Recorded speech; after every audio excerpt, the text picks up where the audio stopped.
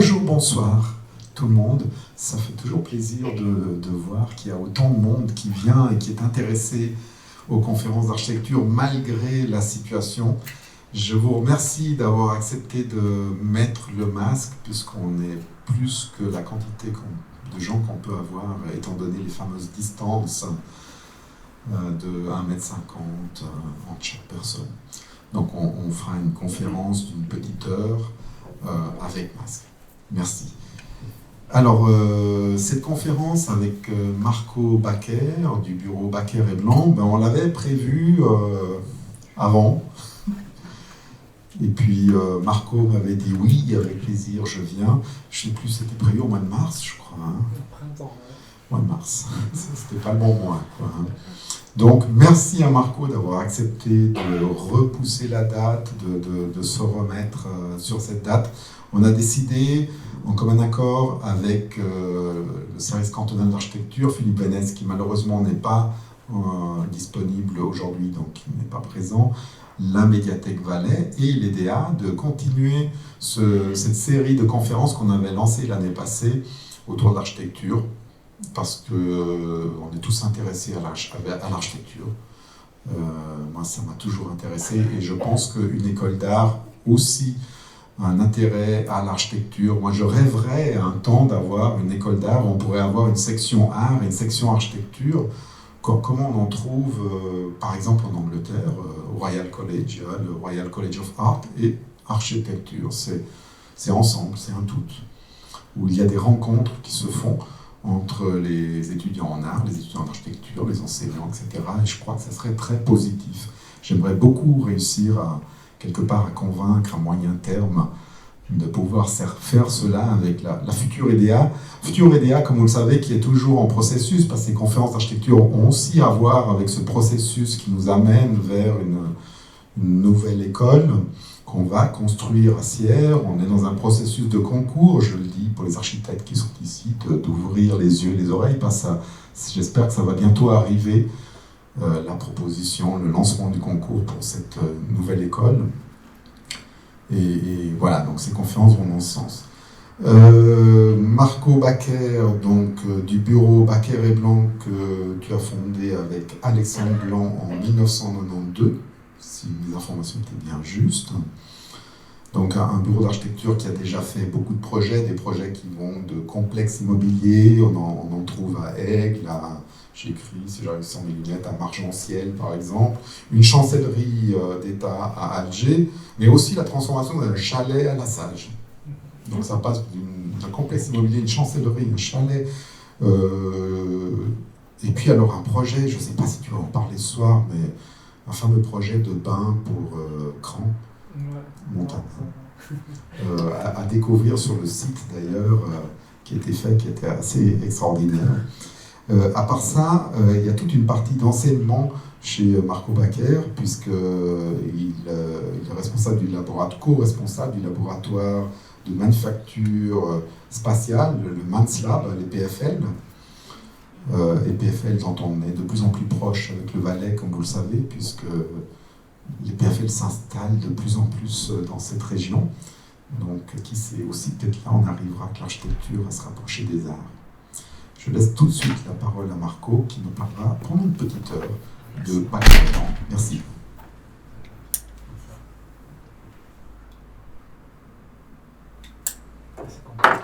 Baisser encore un peu de la lumière.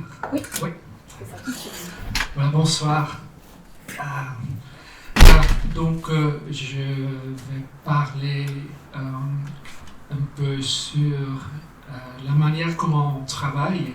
Donc, le travail, c'est pour nous une sorte de fusion entre enseignement et puis la pratique.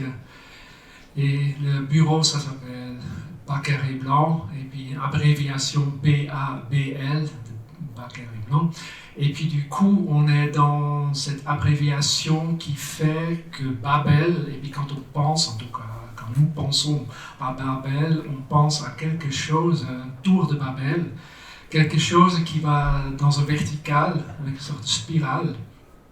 Et Bruegel, ça c'est le vieux, qui a fait quelques exemples de tours C'est une sorte d'icône d'architecture. Et ce qui est remarquable avec la manière comment Bruegel représente un tour, et puis une grande architecture, c'est une sorte de chemin. Et puis le long de ce chemin, il y a des portes et des fenêtres. Et quand on regarde sur ce tableau, il n'y a pas une porte et une fenêtre qui est de même sur toute la longueur de cette serpentine qui monte vers le haut. Et puis c'est une représentation d'une certaine évolution de quelque chose. Et puis l'évolution dans notre travail, c'est quelque chose qui nous tient beaucoup à cœur.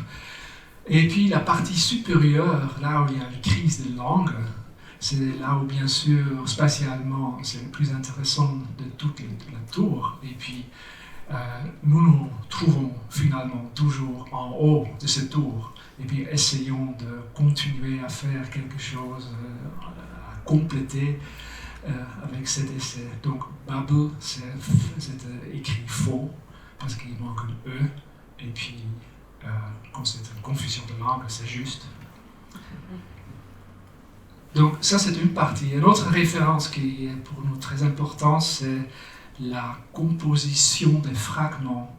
Ici, on voit Bakker et Blanc, et puis sur la table, on voit quelque chose, une sorte de figure qui doit être mieux que l'homme qui existe au monde, donc une sorte de surhomme, qui est composé avec tous les éléments dont on pense que c'est le meilleur pied, le meilleur tête et tout ça. Et puis à la fin, il y a quelque chose de monstruosité qui est le résultat. En fait, c'est l'histoire de Shelley, c'est très proche de cette tour de Bruegel, en fait. Donc ça, c'est une chose, la composition des fragments, qui est pour nous très important. Et toujours en train de travailler sur ces éléments. Je vais vous montrer quelque chose sur l'enseignement, et puis après, quelques projets du bureau. Donc là, dans l'enseignement à l'EPFL, on a donc la manufacture spatiale, et puis c'est la main qui est pour nous l'élément le plus important. Donc tout cet espace qui est entre la tête, le cerveau et la main, ça nous intéresse. Donc quelque chose qui est en lien avec une tactilité et puis avec une présence physique des choses. Et avec les étudiants, on a toujours un intérêt qu'ils touchent la substance et qu'ils sentent comment le bois, par exemple, peut peser, et qu'est-ce que c'est ça, la lourdeur, comment ça sent, et tous les éléments de perception sont en cause. Donc, il y a la question de la maîtrise, en quelque sorte, et puis le craftsmanship. Et en travaillant toujours sur la même chose, ça fait que chaque fois, peut-être on fait un peu mieux qu'avant, et peut-être chaque fois il y a une petite amélioration qui se fait, et puis nous nous sentons, et dans l'enseignement, et dans le bureau, un peu pareil. Les thèmes que nous traitons dans le bureau, c'est qu'il y a peut-être 4, 5, 6 différentes thèmes, et puis chaque fois ça revient, et ça revient, et ça revient.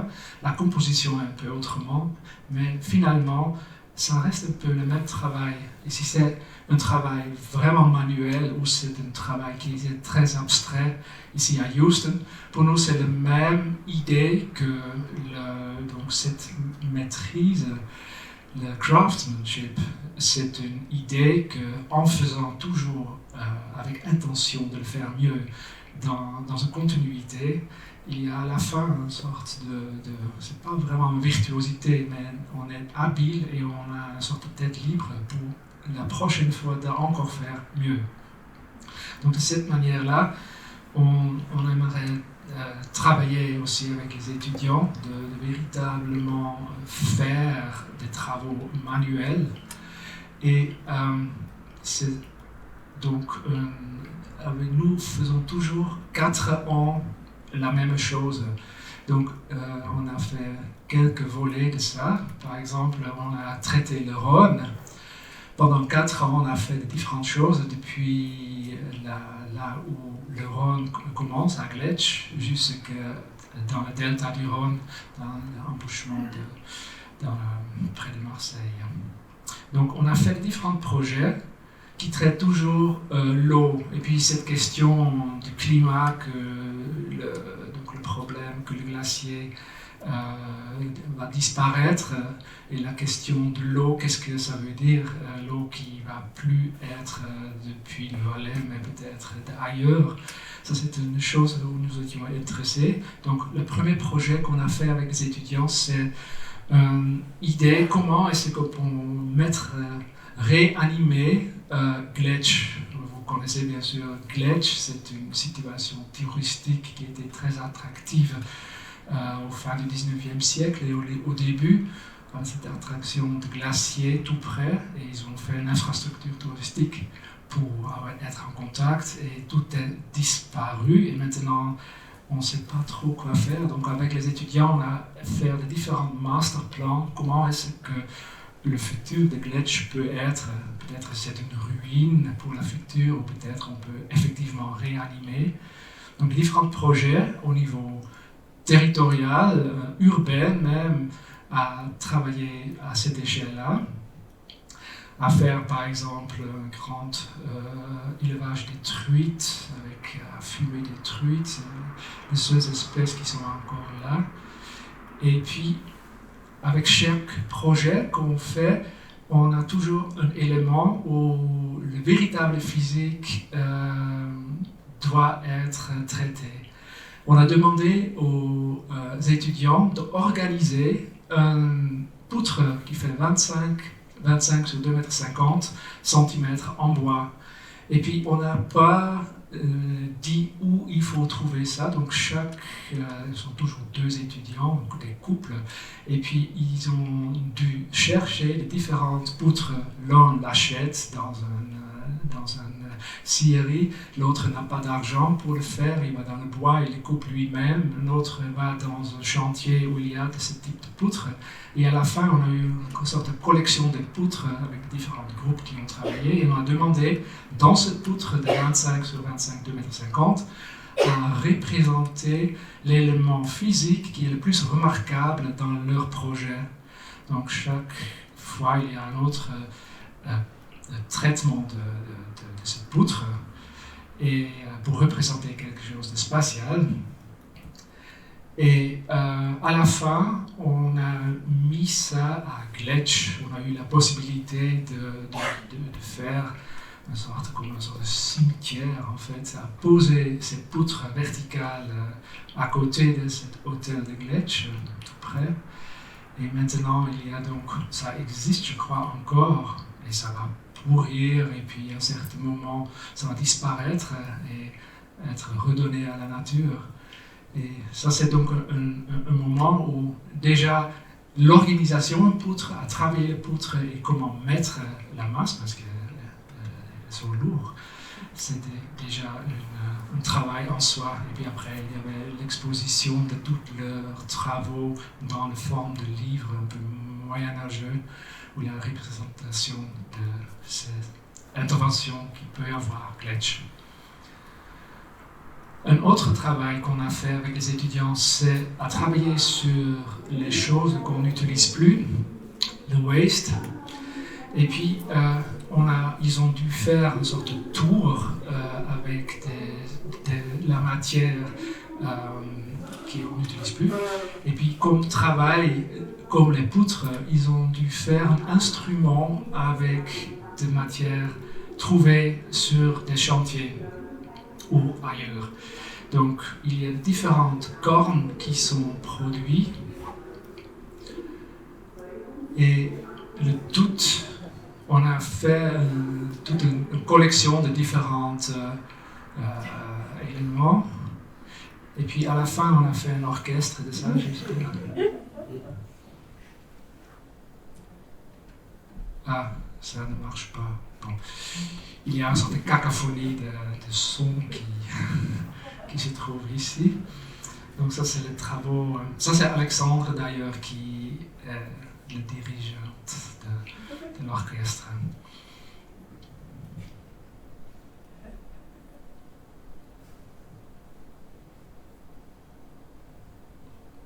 Bon, je passe ici. Donc, le dernier travail sur le Rhône, c'était un travail sur la silence, donc le contraire qu'avant. Donc, c'était dans la Camargue, là où le Rhône va véritablement dans la Méditerranée. Il y a ici une sorte de terrain qui est chaque année un peu autrement, dû aux différentes physiques des fluides du Rhône et de la Méditerranée même. Donc là, ils ont dû faire une intervention territoriale pour faire un centre de méditation. C'était le travail. Et puis, il y a différents projets, une sorte d'individualité, se mettre et contempler l'horizon, par exemple. Et les autres qui font des sortes de cabanes dans le sable. Et aussi de type d'église même, qui donne une sorte d'intériorité, avec des maquettes qu'on aime beaucoup à faire. Et comme travail, on a demandé à faire un gong. Maintenant, c'est un peu dommage qu'on n'a pas de son, mais on a donc dû faire on a demandé à faire avec un métal, donc avec le cuivre, avec la plaque en laiton, de faire une forme qui est mieux après à travailler sur la plaque plate. Donc, il y a bon, peut-être vous verrez un peu ce que c'est. J'espère que ça marche. Ah voilà. Merci.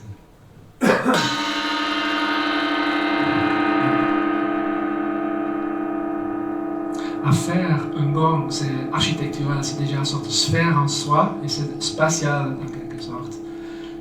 Et puis c'est un travail qui demande beaucoup de patience.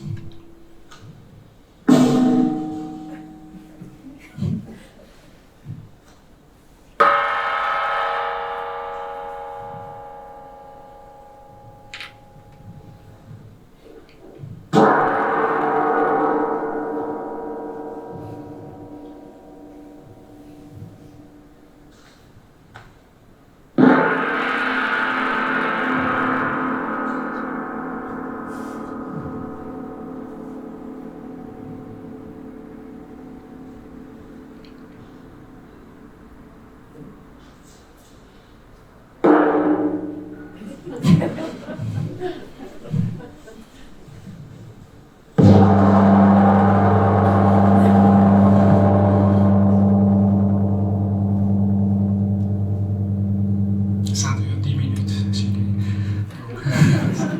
je coupe là. Donc, ça c'était le travail sur le Rhône. Et puis maintenant nous travaillons sur le craftwork. Donc le craftwork nous est très proche dans l'enseignement et puis aussi dans le bureau. Cette idée de Arts and Crafts Movement de l'Angleterre, où il y avait deux grandes figures qui ont, contre l'industrialisation, trouvé un retour vers un travail qui est beaucoup proche du corps humain, un travail là-dessus. Et puis nous avons trouvé intéressant de coupler ça avec Kraftwerk, l'homme-machine aussi comme phénomène. Et puis nous avons forgé avec ces deux idées, donc l'idée de Kraftwerk, donc à faire une sorte de station d'énergie et où l'énergie est dans 4 différentes formes. C'est le terre, eau, air et feu. Et chaque année, on prend un autre élément. Donc on a commencé avec le terre, avec le air, après le eau, et puis le terre, et maintenant nous nous trouvons dans le feu. Malheureusement, le terre, c'était juste dans la période Covid, pendant donc pour nous, c'est très important d'avoir la présence physique, et surtout quand on parle de craftwork. Et puis c'était pour nous très difficile à communiquer à travers Zoom par rapport à cette manière d'enseigner. Mais bon, maintenant ça s'améliore un petit peu. Donc le premier, c'était un atelier pour les cerfs-volants.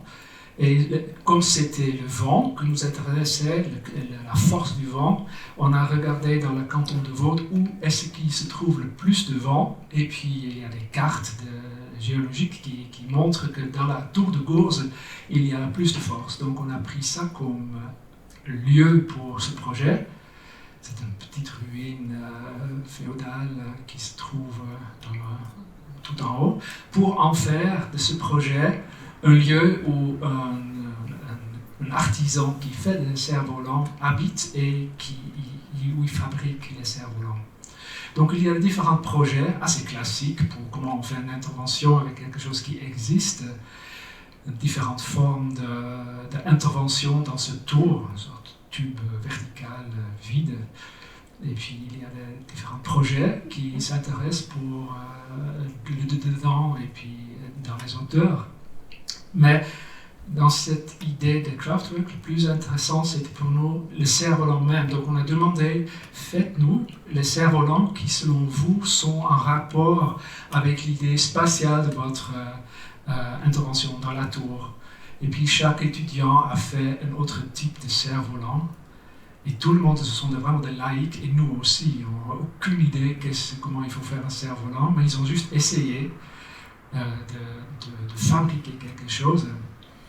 Et puis, il y a de différents types, plus petites et plus grandes. Et puis, à la fin, donc ça c'est en dessous de la tour de Gourze, tous les essais.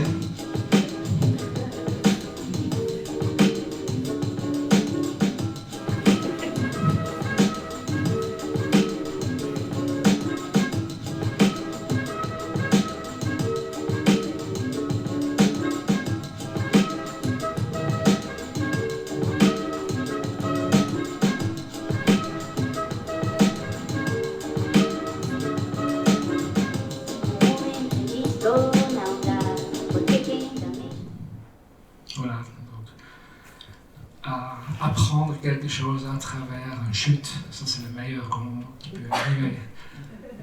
Kraftwerk 2, c'était le travail sur l'eau, le barrage. Et puis là, nous étions impressionnés par les différents types de barrages qui existent aussi dans les Alpes. Ça, c'est un exemple des États-Unis. Mais comme nous avons fait une fois une sorte de provisoire pour l'exposition de la Grande Ixence, on était assez proche avec la Grande Ixence.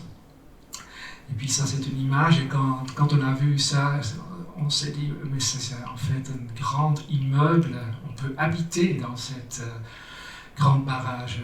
Donc avec cette idée, on a regardé Lausanne, et Lausanne, ça c'est un territoire avec une certaine topographie, et puis on s'est dit, qu'est-ce qui se passe avec le croisement des falaises, donc des creux qui se trouvent ici, et puis l'autoroute qui contourne Lausanne, donc l'axe Genève-Valais. Et puis on s'est dit, on peut faire des barrages à quelques endroits autour de Lausanne, à prendre l'eau, d'avoir ça comme source d'énergie, et puis d'habiter dans le barrage. Donc ça, c'était le mandat pour les étudiants à faire un projet avec ça. Donc il y a des différents types qui existent, qui créent des lacs, et les lacs ont un certain intérêt. Tout d'un coup, l'eau est plate, plane et calme. Ceux qui ont levé l'autoroute pour avoir aussi une sorte de joie de juste circuler sur l'autoroute et d'avoir plus d'auteur. Et puis ils ont dû développer des typologies et des clartés, comment est-ce que ça peut véritablement fonctionner. Et donc de différents types, on peut, en tant que là par exemple, autre type de manière de retenir l'eau avec des maquettes en béton, ça c'est quelque chose qui se pratique énormément à l'école. Et comme travail, comme le cours de Gond, on a demandé de faire un chapeau d'eau, donc une sorte de chapeau qui contient 2 litres d'eau, et il doit faire une distance de 5 mètres. Donc il y a différents types qu'ils ont dû faire, et chaque fois ça a dû être en rapport avec leur projet. Donc ce sont des éléments en papier même, et ça c'est en savon, très étrange, en en bois, bien sûr. Un plus simple, différents types à porter l'eau. Et puis, donc ça c'était un peu la partie de l'enseignement que nous aimons bien. C'est là où il y a une sorte de joie de faire. Et puis il y a donc dans les petits exercices qu'on demande quelque chose d'assez direct pour tout de suite pouvoir le faire. Donc la pratique est proche. Donc, ce qui se rajoute avec la pratique, c'est cette image ici. Donc on a eu Bruegel, on a vu Frankenstein, et puis ça c'est une image qui démontre la construction d'une église qui est au arrière-plan. On voit Cosimo de Medici, c'est le maître d'ouvrage, et puis on voit l'architecte qui a dans ses mains une sorte de miniaturisation de ce qui se construit en arrière-plan. Et puis notre instrument de communication avec le maître d'ouvrage et avec ceux qui travaillent dans la réalité en arrière-plan, c'est ces éléments qui sont dans les mains de ces architectes. Donc nous, on doit produire des plans, des maquettes, des mock-ups, plein de différentes choses. Et puis c'est comme une sorte de petite poupée de voodoo. Quand on fait quelque chose avec cette miniaturisation de la réalité qui est derrière change quand on pique là-dedans. Il y a aussi dans les grands quelque chose qui va être dans la réalité aussi. Donc ça, c'est une circonstance qui est assez éternelle, je crois, dans la vie pratique des architectes. Ces trois constellations, donc l'architecte, le maître d'ouvrage et puis le chantier, quelque chose où cet objet toujours entre. Je vous montre quelques éléments et j'ai fait une sorte de choix. À la fois c'est en lien avec les montagnes, c'est souvent en lien avec l'art, et puis aussi quelques petites maisons que Jean-Paul m'a demandé de mettre aussi. J'ai fait quelques petites maisons que j'ai trouvées. Donc, le premier, c'était notre premier travail qu'on a pu faire. C'était un travail à Moutier. C'était l'agrandissement du musée des Jurassiens des Arts. Et c'est une petite ville, horlogerie. Et là, il y a une villa où le directeur de cette fabrique a construit sa maison. Et puis c'était le Club des Arts qui a pu organiser cette petite parcelle, mais c'était trop petite. Et puis on a dû faire un agrandissement et la rénovation de ce villa. Donc un bâtiment du fin 19e qui a beaucoup de qualité. C'était un bâtiment typologiquement assez apte pour pour montrer l'art dedans. Mais l'agrandissement, pour nous, c'était une question. L'agrandissement, c'était... donc ça, c'est Beverskraken qui ont fait dans le temps ce travail-là. Et puis, c'était au même moment que nous avons travaillé sur le projet. Ça nous a beaucoup inspiré, surtout celui à droite. Donc nous avons fait un agrandissement un peu pareil. Donc il y a le villa existant qu'on voit ici, ça c'est une villa assez classique, et puis un véranda existant. Et puis ici devant il y a une route cantonale très bruyante. Et puis on s'est dit on peut mettre la salle d'agrandissement dans une position qui peut calmer un certain cours qui est donc composé de 3 différents bâtiments et qui livre à la fois une exposition qui est juste couverte mais froide, un qui est complètement ouvert au ciel et un qui est conditionné, où on peut mettre des œuvres à l'abri, chauffées, avec une liaison qui ponte les 2 bâtiments. Donc ça c'est un travail, et puis ici les différentes maquettes qu'on a produites. Et quand on fait une maquette, c'était dans le temps, on a mis la maquette sur le site en miniaturisation. Donc c'est un peu la même image qu'on a vue juste avant avec Cosimo di Medici. Ici, le maître d'ouvrage, ces deux figures ici à droite, et puis ça c'est Alexandre. Et puis la maquette ici, bien sûr, à droite, pour juste estimer qu'est-ce que c'est ce type de forme dans ce contexte. Donc là, encore une fois, comme on voit, c'était vraiment une sorte de rectangle assez tiré dans la longueur, avec une ouverture qui donne deux différents endroits qui est séparé par cette ouverture du milieu. Et puis il y a au fond un escalier qui mène vers une salle souterraine pour la vidéo. Ce qu'on voit ici en groupe, éclairé par le zénithal par le haut. Et puis là, on voit faiblement ici la route. Et puis après, donc, le barrage qui calme ce lieu-là, qui devient beaucoup plus paisible. Mais la grande question, c'est comment construire. Et puis la manière de construire, donc c'est le musée jurassien des arts. Et puis pour nous, qu'est-ce que c'est l'identité de cette idée à faire le musée jurassien des arts? Donc c'est le Jura. Jura, géologiquement, rien d'autre qu'une sorte de fond d'océan qui est composé de petites coquilles, qui est devenu rocher. Et cette substance est revenue à la surface et ça fait donc cette grande, différentes vallées en longueur du Jura. Donc ici, pour nous, c'était ça le Jura, une sorte de substance en pierre calcaire.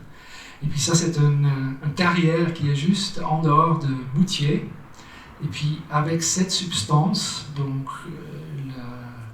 la pierre calcaire, les granulats, à mélanger ça avec le ciment blanc pour en faire un béton qui est un peu beige et qui devient rocheuse en quelque sorte dans la manière comment elle s'exprime.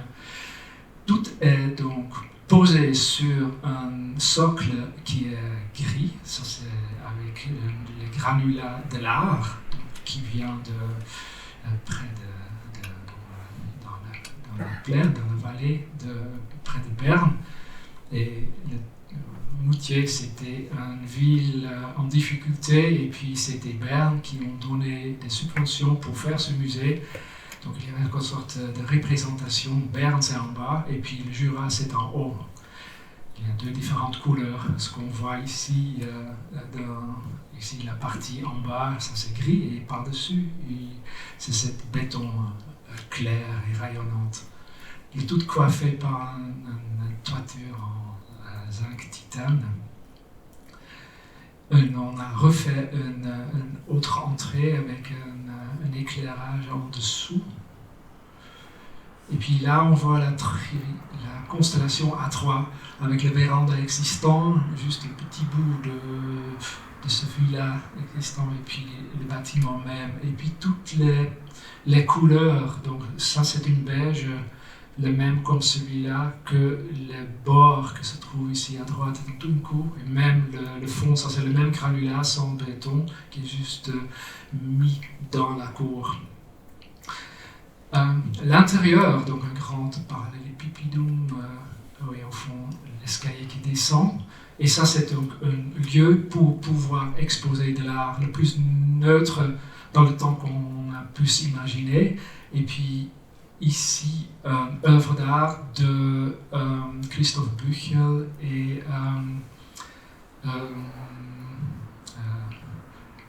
qui encore il y a deux artistes, même un Hollandais et puis un Suisse, qui ont fait donc un travail très précis pour mettre des voitures renversées. Et ça, c'était un des premiers expos qu'ils ont eu. Et puis ça donnait vraiment le sens d'y être. Et il y a juste une entrée qui est assez grande pour mettre une voiture dedans. Donc ici, on voit la porte en deux vantaux qu'on peut ouvrir contre la façade. Et puis de l'autre côté, on a un vue sur le véranda. Et puis dans la nuit, c'est une sorte de lieu qui regarde le cours. Un travail aussi assez proche de ça, c'est une galerie qu'on a fait à Perfit, c'est aussi dans le Jura.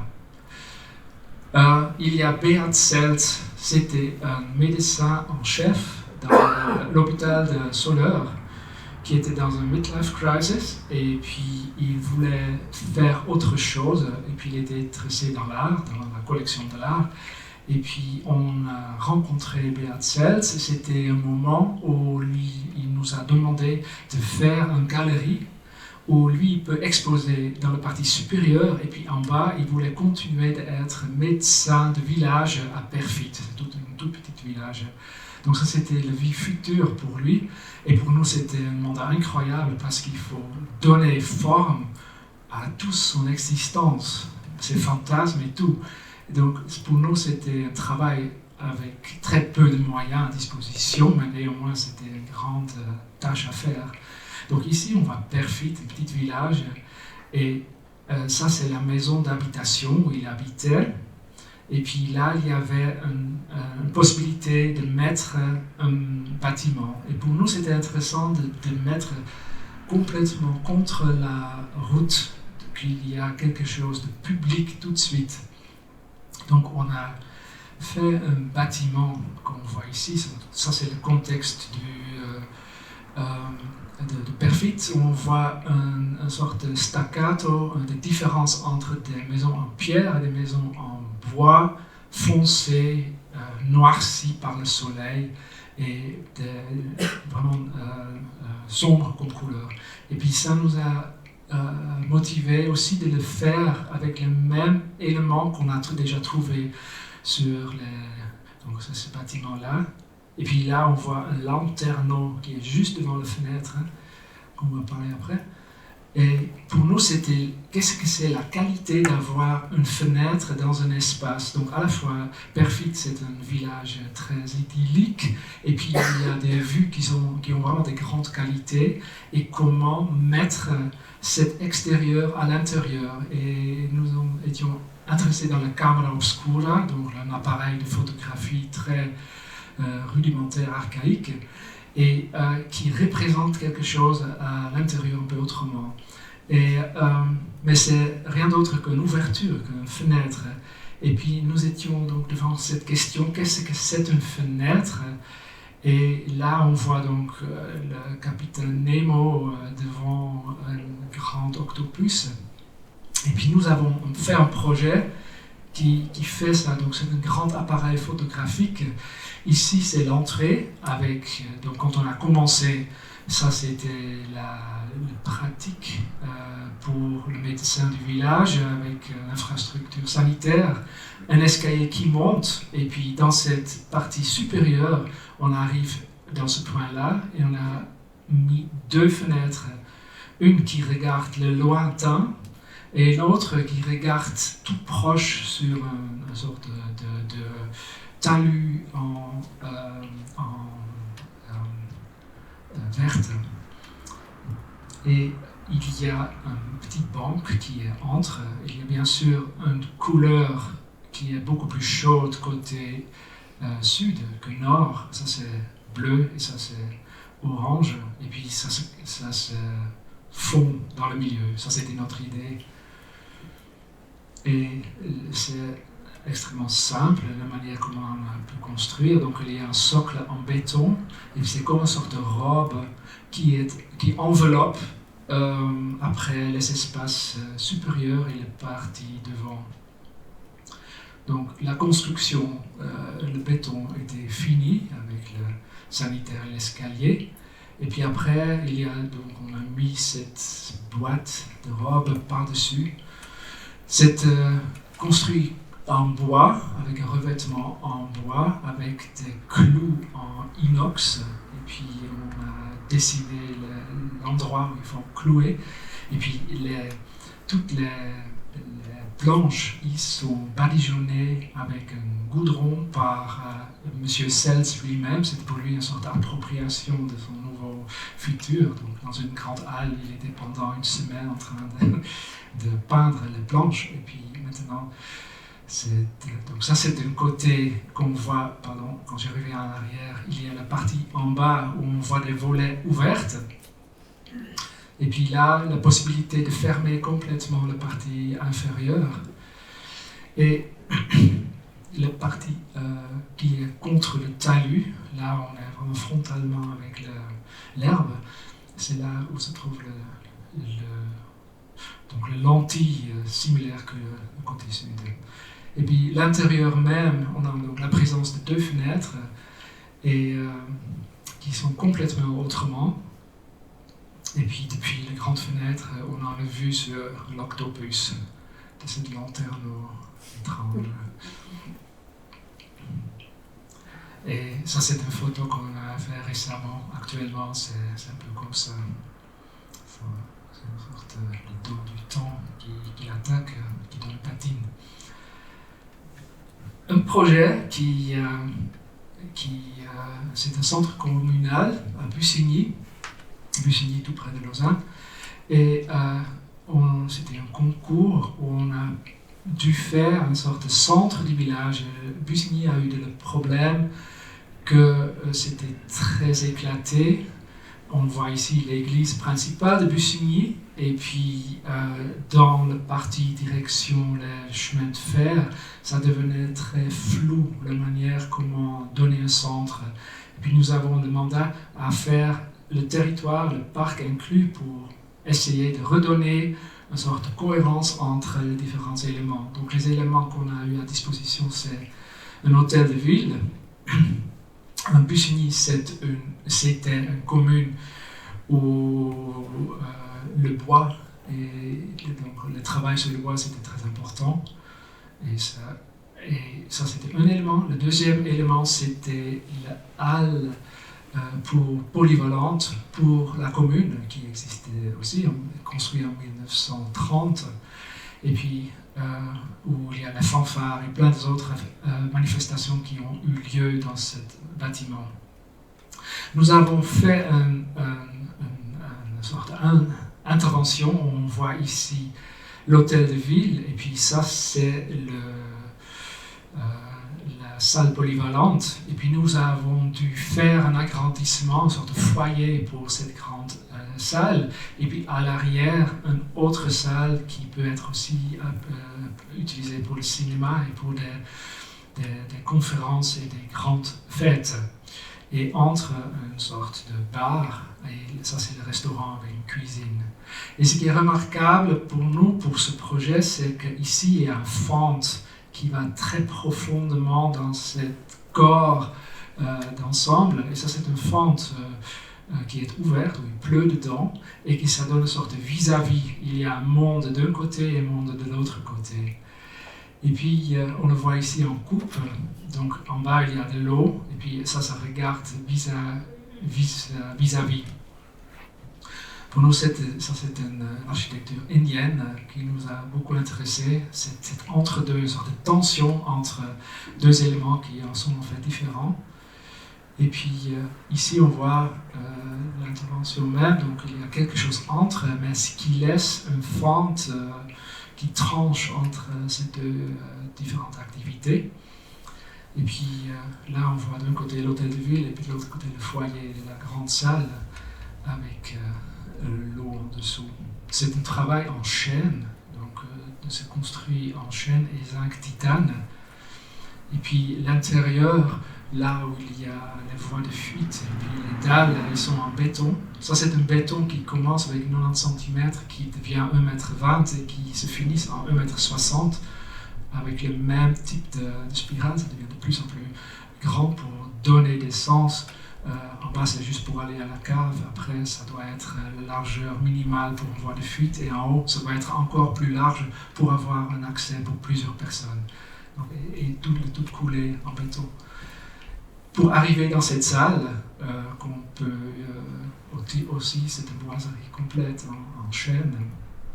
Donc la matière, cette poutre qui était devant la maison de ville qu'on a vue avant. Et puis, quand on les intempéries, on a emballé le tout en zinc titane, là où l'eau ne coule par-dessus. Donc ce sont des volets qu'on peut ouvrir ou fermer. Pour revenir à une petite maison, avec très peu de moyens, on a dû faire ça. C'est une maison atelier à Chenant pour 2 artistes.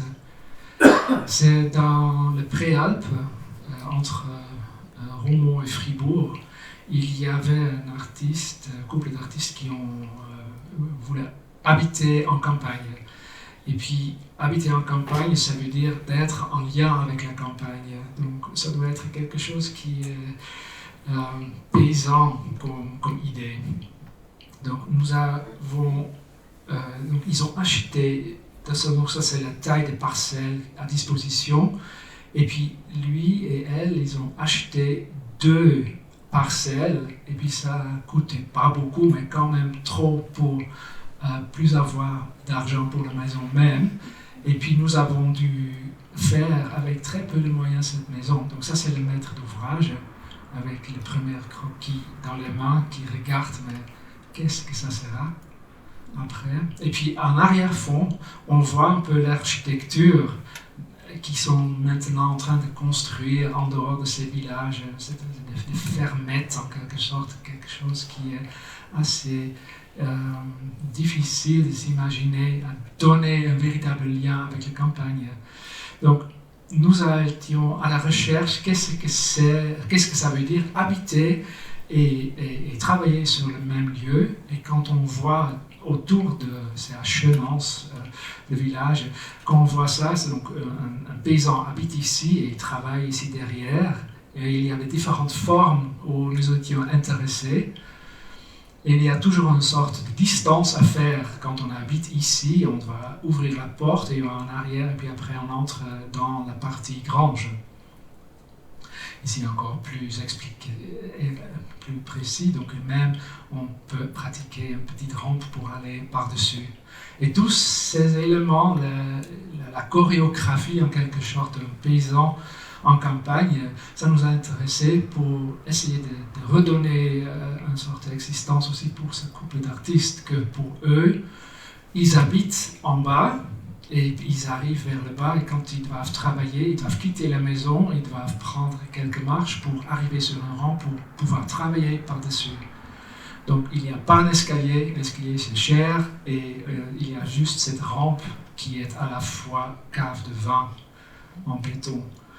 Donc, le plan de ce projet, c'est en bas, on arrive entre cette rampe en dessous avec les bouteilles, on entre directement dans la cuisine, et puis il y a une enfilade des 2 côtés qui fait que pour comprendre toute la taille de 20 mètres en longueur. Et puis donc, quand on veut aller travailler, on monte ici, et puis on ouvre la porte, et puis lui a besoin de beaucoup d'espace, et puis elle travaille la vidéo, elle a besoin de moins d'espace, et puis ça c'est un lieu pour pouvoir traiter les différentes choses avec de l'eau. Donc ça c'est le plan de ce projet, et puis la première chose à construire c'était donc la rampe en béton, et puis la fondation pour pouvoir mettre en bois après la partie atelier maison. Donc cette sorte de rampe ça c'est avant la construction et ça peut être après l'incendie en quelque sorte la maison. C'est tout ce qui est combustible, ça revient après. Donc ici ils mettent en place les différents plans, c'est préfabriqué. Et maintenant c'est une maison qui est très proche que là où les animaux sont aussi dedans, donc c'est quelque chose entre une grange pour les cochons ou pour les autres animaux, c'est le même type de détail et matière. Et à l'arrière, on voit donc le porte-entrée en bas et en haut, avec il y a ici en plastique une sorte de vitrage pour éclairer avec la lumière nord. Et puis le devant, on peut se mettre sur le bord ici, même quand il pleut, et puis il n'y a pas de chenaux, il y a juste le rideau d'eau qui tombe à 1,20 m de distance. Donc ça c'est le détail, très simple. Et puis l'intérieur, donc on entre immédiatement, donc on ouvre la porte, et puis on tombe sur la table de la cuisine. Et puis dans l'autre sens, il y a cette enfilade avec les portes coulissantes qui peuvent faire compartimentage des espaces. En haut, ce qui est typique, c'est que ça c'est donc l'espace où on peut travailler, et cette chose-là, ça c'est un élément de communication. Donc ça c'est une sorte de caisson qu'on peut ouvrir, et puis quand on a besoin de quelque chose, du thé ou autre chose, on peut crier là-dedans, et puis ça c'est une manière de communiquer. Et puis ça c'est donc, si on veut donc, physiquement avoir une plus grande chose, il faut prendre la rampe. Et le résultat c'est ça, donc il y a une sorte de séquence de cette maison, et puis nous sommes le dernier ici avec la maison, et puis notre essai c'était de mettre ça en lien avec ça. C'était ça pour clarifier un peu la limite d'une commune. Et jusqu'à présent, il n'y a pas de maisons qui sont reconstruites après, heureusement. Donc c'est quand même une sorte de définition de ce territoire de ferme. Les nègles, c'est plus ou moins la même chose. Donc quand j'ai dit au début, il y a quelques thèmes quand on traite. Les nègles, c'est quasi la même chose qu'on a vu avant. Il y a 3 maisons à mettre. Ça, c'est Fribourg, la Sarine qui serpentine à travers le paysage, et puis on se trouve donc ici. C'est un territoire qui est en bord de la Sarine, et puis c'était la première fois quand Alexandre et moi, on a tenté le coup d'essayer à faire un projet sans connaître le maître d'ouvrage et de réserver un terrain. Donc il y avait quelqu'un qui habitait dans cette maison-là, qui était propriétaire de ce terrain ici, et puis c'était une famille où ma fille était dans la même école que son fils, et puis c'était juste par hasard, il a dit « Oui, vous êtes architecte, moi j'ai un terrain derrière, et puis on peut construire là-bas. » Et puis moi je me suis dit « On ne peut pas construire là-bas, c'est trop dangereux, il y a des crues et tout ça. » Non, non, non, c'est possible. Donc on s'est ok, on essaie, et puis on a fait un projet où juste au milieu, on a trouvé des clients qui ont pu habiter après ce projet. Donc, quand on a fait, donc ça c'est le terrain à disposition, et puis nous avons fait un projet avec 3 maisons dessus, et puis ça c'est le bord, donc ici se trouve l'eau, et puis là se trouve donc le verre, et puis c'était à peu près 3 mois avant qu'on a fait le projet, il y avait une grande crue dans la Sarine, et effectivement, on voit à l'arrière, tout était inondé. Donc ça, c'est notre terrain qui était fusionné avec la Sarine. Et puis, donc c'était une hauteur de à peu près 50 cm jusqu'à 1 mètre. Et puis, après cette grande crue, notre terrain était complètement autrement. Maintenant, on a un digue qui s'est trouvé ici en sable. Et puis là, on a de l'eau. Donc tout d'un coup, il fallait travailler autrement. Mais c'était aussi le moment, parce que c'était partout en Suisse, où ils ont défini des hauteurs centenaires et même millénaires pour les zones de construction. Et puis nous avons dû attendre jusqu'à connaître la hauteur exacte, comment eux ils estiment, ça c'est l'hauteur critique. Tout ce qui est en dessous, on ne va pas assurer, tout ce qui est par-dessus, on peut assurer.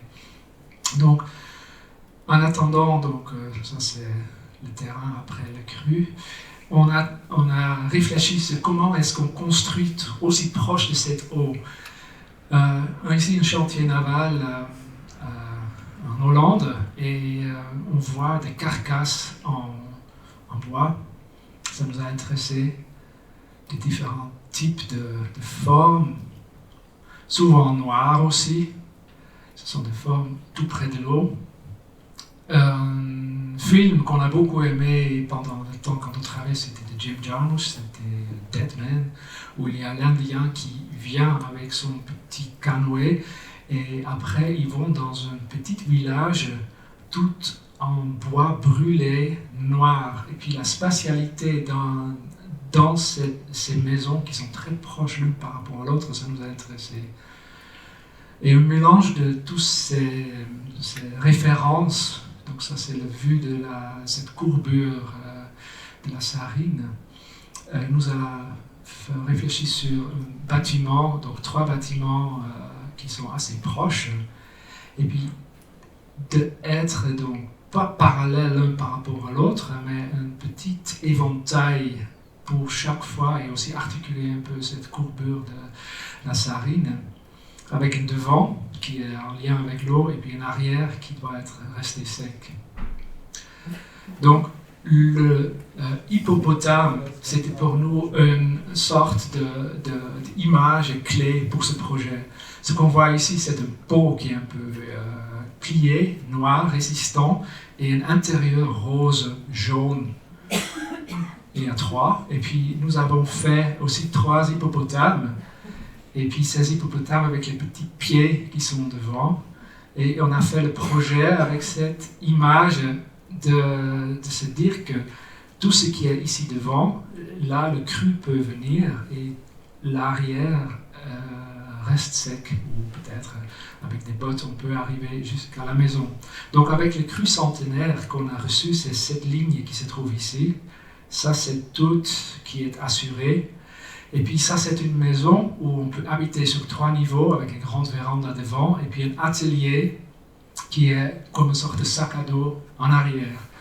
Et puis ça, c'est le projet qu'on a... on a fait une petite annonce dans le journal dans la Liberté à Fribourg. Et après, il y avait quelques intéressés. Et puis tout le monde a voulu avoir quelque chose d'autre. C'est non, ça ne va pas comme ça va être comme ça. Et puis à un certain moment, on a pu négocier sur le type de sac à dos. Il y a ceux qui ont un grand sac à dos et un petit sac à dos et pas de sac à dos. Donc ça, c'est la négociation qu'on a fait. Et puis tout comme ce projet qu'on a vu à Chenance, c'est le même type de détails. C'est aussi avec un fibre ciment ondulé. Et un plan qui, ça c'est le rez-de-chaussée, on entre, donc comme à Venise, il y a contre l'eau, on peut mettre un clapet pour rester, si ça va, ici, la partie sec de ce côté-là, et puis après, une typologie très simple, on peut monter là les chambres à coucher, et tout en haut, c'est une surface complètement libre, avec l'idée que le feu, là où se trouve la famille en sécurité, c'est le point le plus haut. Donc, au lieu de mettre tout en bas, tout est en haut. La générosité. Donc là, il y a donc la partie qui est en lien avec l'eau en bas, et puis la véranda qui regarde par-dessus. L'arrière, on peut marcher à sec, c'est donc avec les différentes sacs à dos, ce qu'on voit ici. C'est en lien avec le gravier. Et depuis la Saarine, on voit ici un peu l'ensemble. En haut, donc, c'est libéré. Et là, depuis le véranda, on a une vue sur la Saarine. Avec des portes qui s'ouvrent le plus grand possible et un deck qui est dans la même ligne que la Saarine va couler, posée en dessous. Il y a des ouvertures entre les différentes vérandas pour quand même pouvoir guigner vers le voisine et voir quelque chose à gauche et à droite. Et puis les fenêtres, on a fait comme c'était une situation humide. Tout le monde a dit, ouais, plein de moustiques. On a fait une sorte de volet moustiquaire. Et puis, on a appris qu'un moustique ne va jamais pénétrer un trou qui est plus petit quand il vole. Donc, on a trouvé une petite ouverture pour garantir, on peut laisser les fenêtres ouvertes avec ces volets. Bien. Autre projet, la chancellerie de l'ambassade suisse à Alger. Ça, c'était un projet important pour nous. Et c'était donc un lien que tout d'un coup, il fallait faire en tant que bureau suisse quelque chose dans un pays qu'on connaissait à peine. Alexandre, il était quelques fois dans le désert, il connaissait un petit peu Alger, moi pas du tout. Et puis c'était un concours où on a pu gagner. Et puis c'était donc un travail pour faire une chancellerie de l'ambassade suisse. Une chancellerie, c'est le bureau. Là, on doit demander le visa et tout ça. Donc, ici, on voit Alger, la ville qui est composée d'une ancienne Médine, et puis tous ces grands bâtiments de la colonisation. Et puis, maintenant, il y a des suburbs autour. Et là où se trouve le point rouge, c'est l'endroit où se trouve une sorte de quartier des ambassades partout dans le monde. C'est une question de sécurité. Ils sont tous regroupés ensemble. Et donc la difficulté, c'était que la Suisse, ils ont eu leur ambassade, là où l'ambassadeur habite, c'était effectivement là où se trouve le point rouge, mais la chancellerie, c'était de l'opposé, c'était par ici. Et puis, au niveau des coûts pour assurer les distances sécurisées, c'était trop cher, donc ils ont dit on va construire au même endroit où se trouve l'ambassade, la résidence de l'ambassade. Encore une fois, donc c'est une situation très beau, beaucoup des arbres, très ombrés par des grands arbres qu'on voit ici. En face, c'est la Belgique, et puis il y a plein de différentes autres ambassades autour. Et ça, c'est donc le terrain que la résidence de l'ambassade a eu. Ça, c'est le bâtiment existant où ils ont habité, et avec la pelouse. Et derrière, il y a un terrain de tennis. Et l'ambassadeur n'a pas aimé le tennis, et puis c'était la raison pour laquelle il s'est dit où est-ce qu'on va faire la chancellerie, c'est sur le terrain de tennis. Et donc pour nous c'était assez clair, donc ça va être un bâtiment qui a à peu près la forme d'un terrain de tennis, parce que c'était à peu près la limite.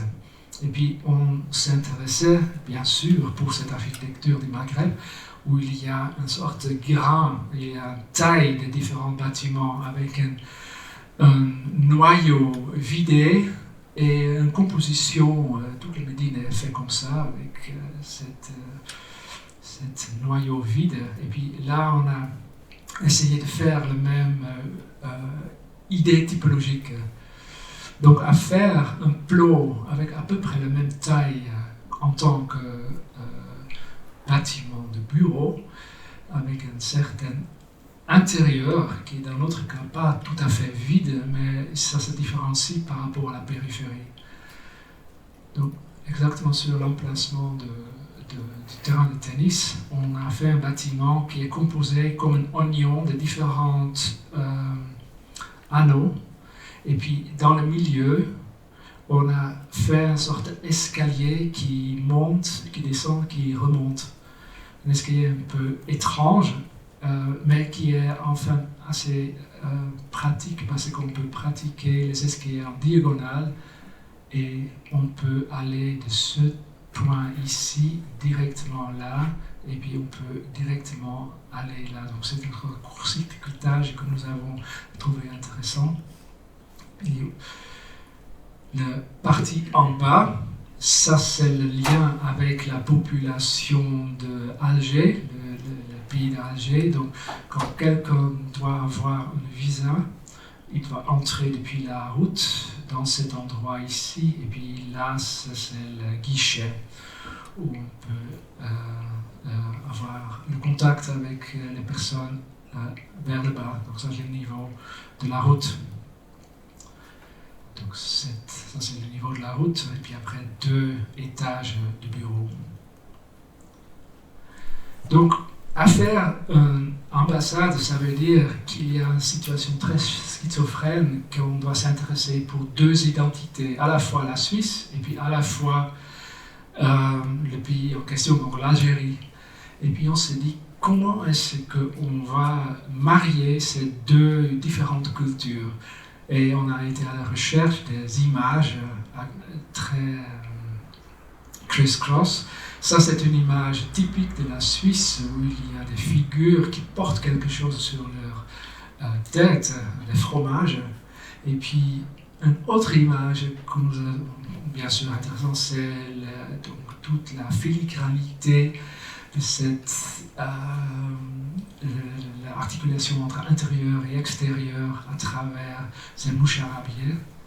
Et puis ça, c'est une chose, on doit faire quelque chose avec ces deux idées.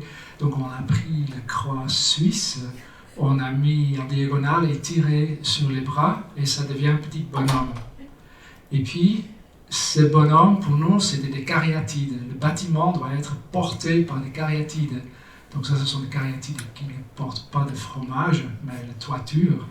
Et puis, on doit donc trouver une sorte d'idée que ce sont des Suisses, ces Suisses, qui, comme une sorte de grands gestes acrobatiques, qui l'un sur l'autre, qui doivent porter à la fin la toiture, qui coiffe la totalité. Et ça, c'est donc l'idée principale, et ça donne à la fois une idée de mouchards habillés, et puis à la fois, ça reste quand même des Suisses. Donc on a autant de différentes formes que les cantons qui se trouvent en Suisse. Et puis avec ça, on a composé toute la façade. Donc ça, c'est vu depuis l'intérieur vers l'extérieur. Pour avoir aussi une certaine idée de sécurité, donc quelque chose qui est assez résistant, mouchard habillé, mais quand même résistant, et puis pour se sentir plus ou moins sûr. Et depuis la partie de la toiture, c'est comme toujours en Alger, ce sont des grandes terrasses, et puis ici on a aussi la possibilité d'avoir sur la baie depuis la toiture. Donc on a commencé avec ce projet, avec des éléments isolés qui ont en pile en tant que façade. Et puis la manière de le faire, c'était un peu comme à Moutier, avec cette idée de calcaire. On était à la recherche d'une substance qui est algérienne.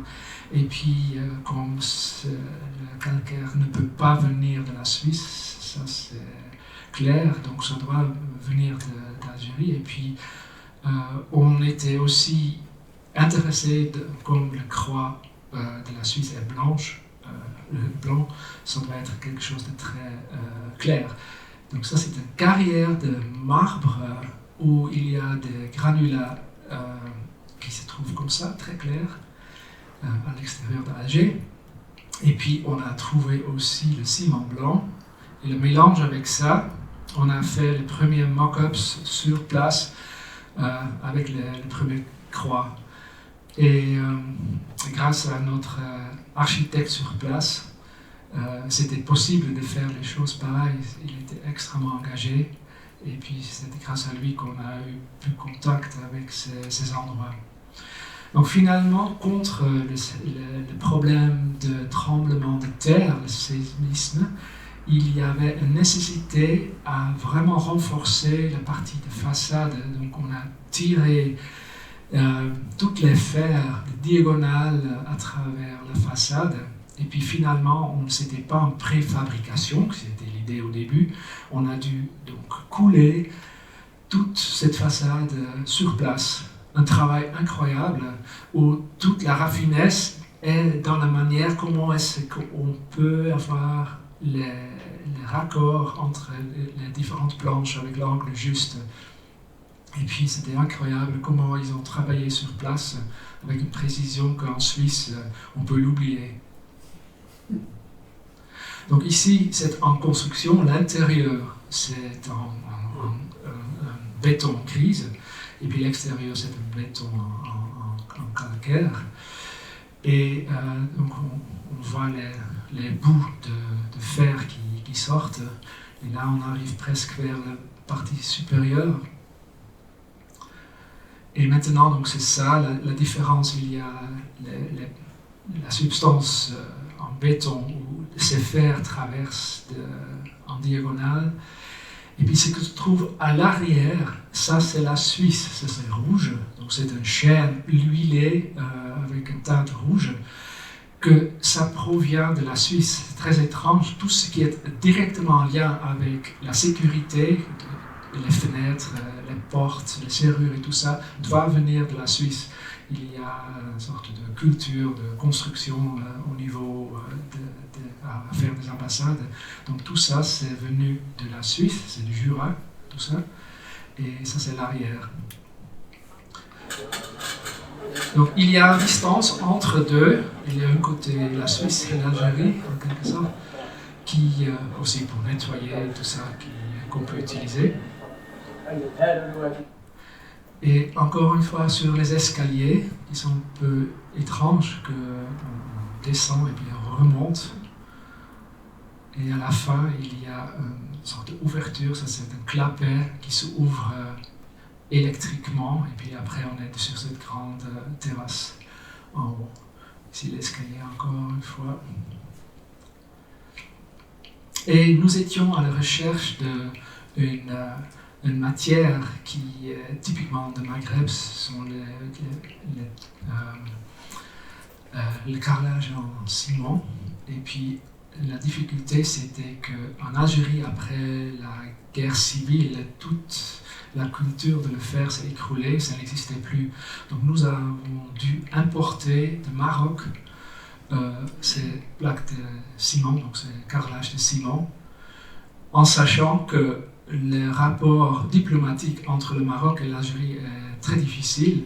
Donc ils ont envoyé à Marseille toute la matière depuis le Maroc et puis ils ont importé comme produit français le carrelage.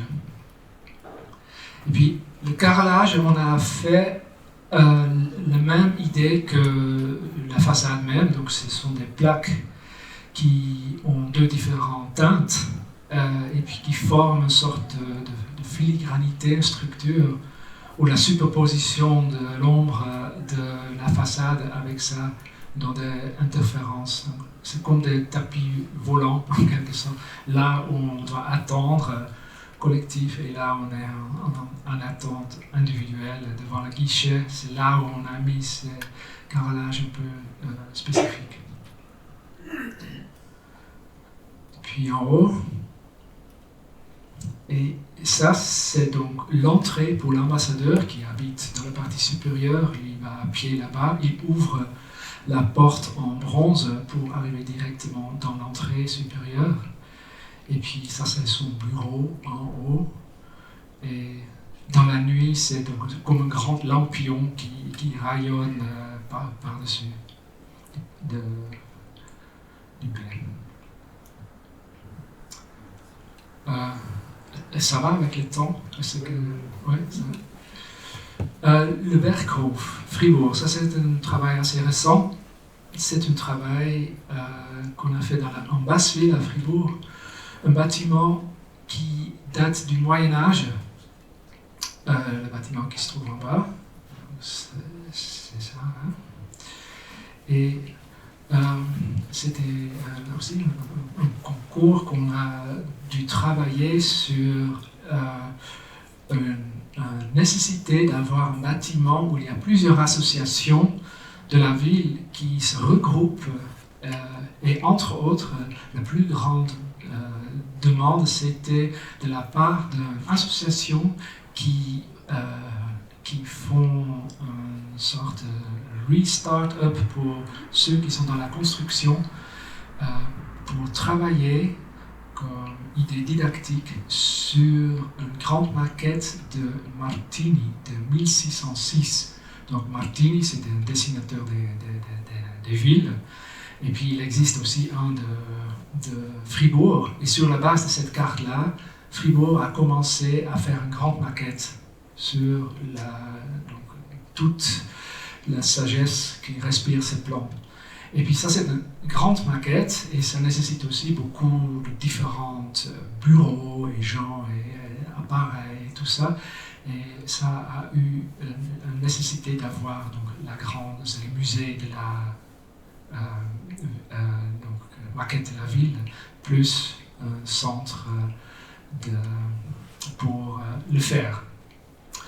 Et quand on a la Sarine juste à côté, quand je reviens ici, ce qu'on voit, ça c'est le bâtiment dessiné en 1606. Et à côté, on voit des planches, des poutres ici aussi. Et là, juste à côté, il y a une arrivée, ça s'appelle le port. Et depuis ce point-là, il y avait des radeaux, qu'on voit ici sur la Sarine, qui transportaient le bois. Et ils ont vendu de différentes marchandises sur le radeau. Ça allait vers Soleure. À Soleure, ils ont vendu donc le radeau en soi, plus ce qui est par-dessus. Et c'était donc comme une sorte de petit chantier naval pour faire les radeaux dans ce bâtiment-là. Et ça nous a bien sûr intéressés, parce que quand on parle de la Sarine, on a eu tout d'un coup une idée que la Sarine est couplée avec un autre monde.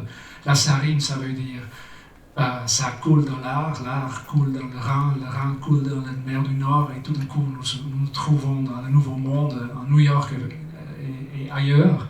Donc ce lien avec un autre monde et à donner quelque chose avec cette eau, c'était le but pour nous, pour laisser respirer ce bâtiment. Donc ici on voit un peu plus en détail, bâtiment en molasse, et la partie supérieure c'est en charpente. Et puis en fin des années 90, ça a brûlé. Tout ce qui était combustible a disparu. La seule chose qui est restée, c'était la partie en molasse. Et peu après, ils ont tout de suite commencé à reconstruire la toiture pour protéger la partie en molasse. Et puis ça a duré à peu près 20 ans pour trouver une véritable utilisation concrète. Et après, ils ont lancé le concours, donc nous avons reçu ces images qu'on voit ici sur l'écran, donc quelques bouts de mur, quelques poutres qui sont carbonisées, mais une toiture qui est flambée en neuf et faite en lamelé collé. Pour nous, à faire donc à la cohabitation des différentes associations, c'était pour nous une idée, il faut faire une sorte d'arche de Noé où tout le monde peut aller là-dedans. Et déjà une idée un peu navale. Et après, on était vers la recherche, qu'est-ce que c'est l'atmosphère d'un chantier naval. On a trouvé différents exemples à Hambourg, ici. Ça, c'est en Hollande, où on voit, pas sous un toit, mais en train de construire sur des grands corps, probablement noircis. Et on travaille sur du noir et du plane. Et on voit le rapport entre le bateau qui est en construction et le chantier naval qui est en fait l'enveloppe de ce qui est possible à construire à l'intérieur. Donc ces chantiers de naval aussi aujourd'hui, ils ont un certain rapport assez clair que ça ne peut pas être plus grand que ce qu'on fait à l'intérieur. Donc surtout cette image nous a motivés de faire aussi une sorte de grand bateau à l'intérieur de cette halle médiévale et qui peut sortir peut-être un jour pour aller sur l'Ar et sur le Rhin, etc. La manière comment on a essayé de faire, c'est à laisser libre une partie d'un travail qui était pour nous important de garder comme une sorte de trace où il y a plus de substance authentique et le reste à remplir avec le bateau presque à la limite de la construction. Donc ici on voit à peu près le bateau qu'on a construit dedans avec un élément qui est sous l'eau, qui chope les visiteurs. Et puis la coupe. Et puis ça, c'est cet espace dont tu parlais juste avant. On voit là une sous-construction, comme on doit tenir les bateaux sur place. C'est un peu une sorte de petit clin d'œil vers Viollet-le-Duc, la manière de compléter l'architecture médiévale qui donne donc une sorte de support pour la partie supérieure. Et ce sont cette poutre pour avoir une distance par rapport aux fondations qui étaient trop faibles pour tenir tout, on a dû mettre ça à distance, c'est pour ça qu'on a mis en rangée ces béquilles. Et de l'autre côté, il y a différentes associations. Il y a une grande crèche qui se trouve ici, et par-dessus différents bureaux, et puis un centre de loisirs. Et par-dessus, on voit ici la grande maquette. Et puis de l'autre côté, il y a une salle bingo.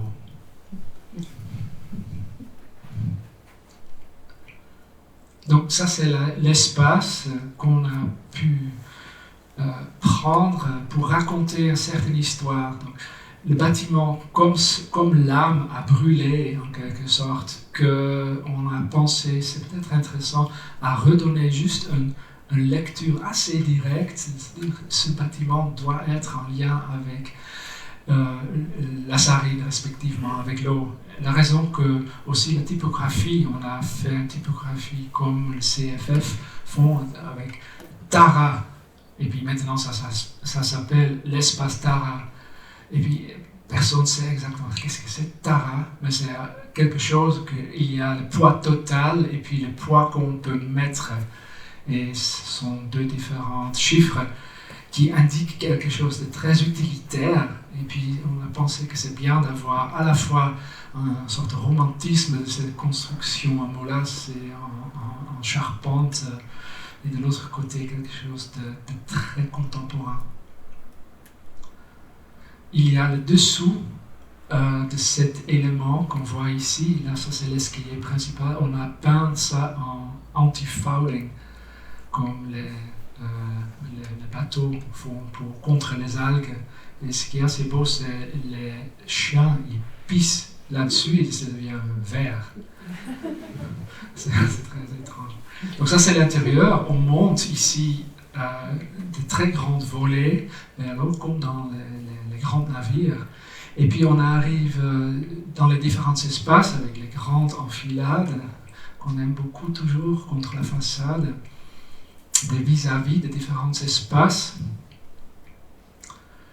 Et puis ça c'est la salle bingo, où ils jouent au bingo. Et de l'autre côté, on voit la grande salle pour la maquette. Donc ça c'est la grande salle où ils vont maintenant poser petit à petit ces éléments de cette grande maquette. Et puis ça c'est le petit verre-couve, ça c'est le grand verre-couve, ça a brûlé. Et puis il n'y avait plus un colombage, donc tout le travail entre pierre et bois, la charpente remplie avec la substance minérale, on a dû faire, et puis on a fait ça avec la même idée que le petit verre-couve, où là où c'était encore en place, pour donner une certaine famille des bâtiments qui sont utilitaires pour la ville. Donc ici, on a tout dû redessiner la partie bois. Et actuellement, c'est de l'autre côté, c'est comme ça, avec ces drapeaux fribourgeois. Et ça s'appelle le Verkhof. Comme en Basse-Ville, il y a le Bolt, un mélange entre le suisse allemand et le français, c'est le Verkhof. Bien, j'ai encore 2. Est-ce que ça va? Okay. Les arsenaux, ça c'est vraiment récent, c'est pas encore tout à fait fini. Sur la base d'un masterplan qu'on a fait pour une partie de la ville de Fribourg, la gare se trouve ici, ça c'est le boulevard de Pérol. Et puis là, il y a une grande substance urbaine qui se trouve au milieu. Et là, c'était un grand territoire qui était industriel et aussi pour l'arsenal, comme ici, il y a la même chose à Fribourg. Et puis là, on a dû faire un masterplan pour remplir et densifier et donner une certaine importance pour ce dos. Et c'était un endroit où personne n'allait. Et maintenant, c'était l'idée, ça doit être densifié de manière qu'il y a comme une sorte de tyran qui va vers la périphérie de ce plateau de Pérol. Et nous étions très inspirés par Dumas et Honegger, ce sont des élèves des frères Perret, la manière de travailler le béton pour nous, on travaille actuellement beaucoup avec la question du béton, ce qui nous intéresse beaucoup, la préfabrication. Et là, on a vu comment est-ce qu'on peut être fin en travaillant avec le béton. On peut presque se couper avec les angles, avec ce type de béton. Ça, c'est coulé sur place, incroyable, qu'ils arrivaient à faire. Et puis, nous avons fait, avec une arrière-idée, à faire quelque chose comme Perret et Dumas-Honegger.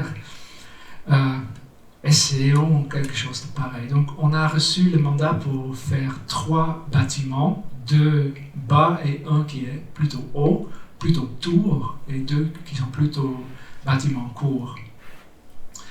Le tout sur une certaine centralité, et le tout peut coupler ensemble, qu'ils se tiennent la main en quelque sorte. Donc ici on voit l'élévation coupe de ces 3 bâtiments.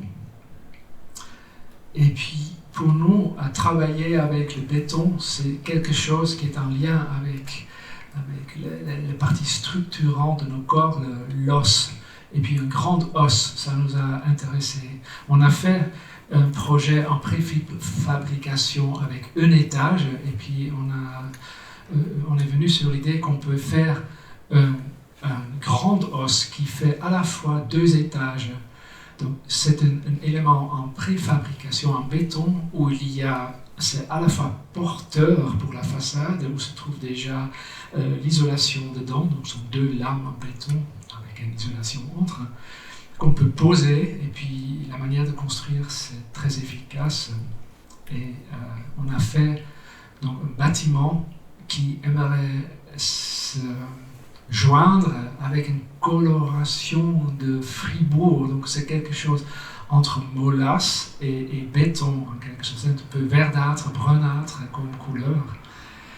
Et l'idée de faire sur 2 étages chaque fois, donc c'est une sorte d'ordre que Perret a fait à Le Havre pour donner un impulse encore plus urbain et monumental sur l'architecture, et ça nous a intéressé d'essayer de le faire ici aussi. Donc on a formé une sorte de place qui est embrassée avec 3 bâtiments et un en face. On regarde depuis la plupart des fenêtres dans cet espace. Et la chose la plus intéressante de ce projet pour nous, à part la façade, c'était la tour.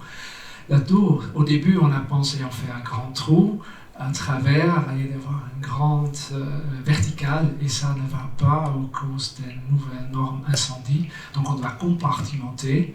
Et puis on fait un compartimentage aussi sur 2 niveaux, et même en bas, même sur plusieurs niveaux.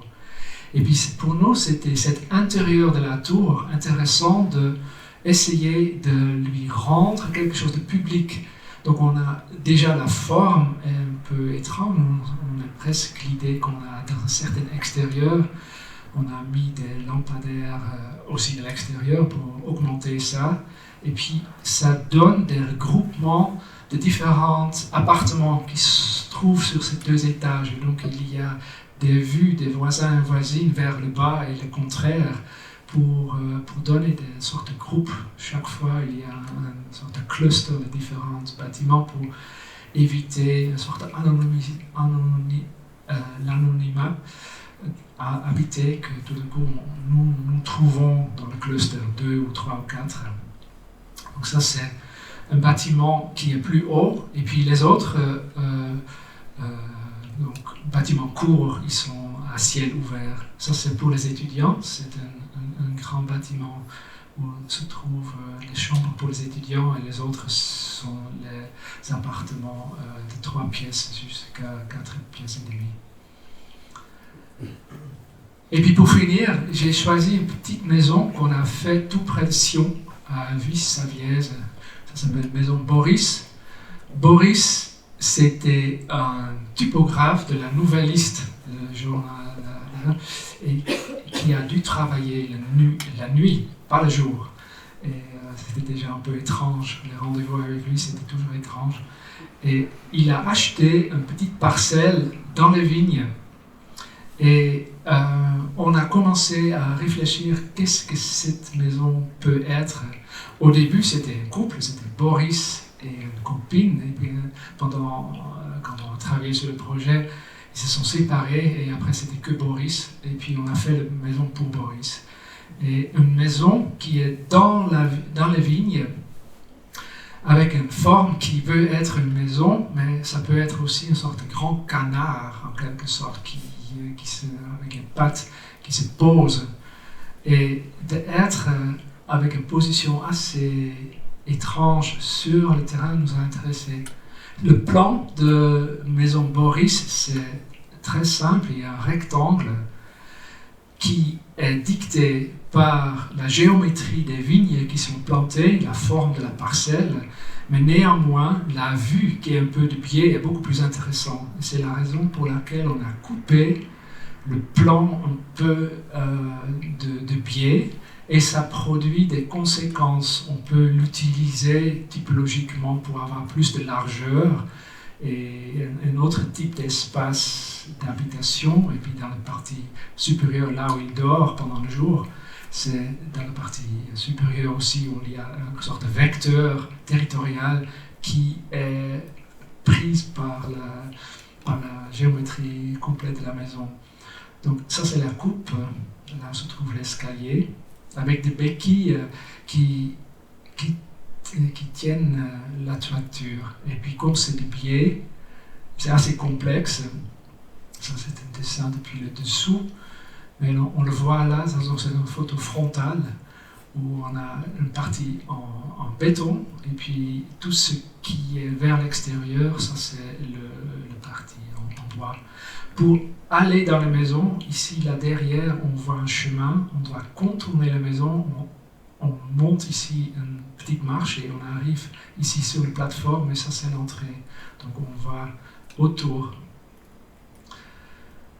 Ça c'est donc la maison qui regarde ce vecteur dans la vigne et puis on peut le fermer complètement et après il y a comme une sorte de corps complètement dense. On a l'impression que c'est saturé de bois. Et puis ça c'est la partie inférieure où Boris mange et le frigo. Et de l'autre côté il monte pour arriver dans la chambre à coucher. Et puis, peut-être pour finir, ça c'est une image pour garder une certaine intimité pour cette terrasse. Néanmoins, depuis la route, on a une vue sur cette terrasse. On a mis une figue, c'est comme les feuilles de figue qu'on voit aussi pour couvrir les parts délicates du corps.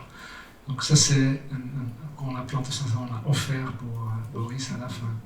Donc la conclusion de tout, peut-être c'est ça, une sorte de Frankenstein qui à plusieurs reprises qui a fait chaque fois la même chose, chaque fois un peu mieux. Et il y a juste quelques thèmes. Et peut-être pour finir, une petite pub pour un livre qu'on vient de faire, ça s'appelle Darwin's Theatre. Donc l'architecte est peut-être, il joue un rôle comme cette triconstellation entre l'architecte, le maître d'ouvrage et le chantier qui est en cours. L'architecte joue un rôle, on raconte certaines histoires et puis c'est une sorte de performance. C'est pour ça qu'on a donc appelé ce livre Darwin's Theatre, donc l'évolution en tant que théâtre. Voilà, c'est à peu près ça.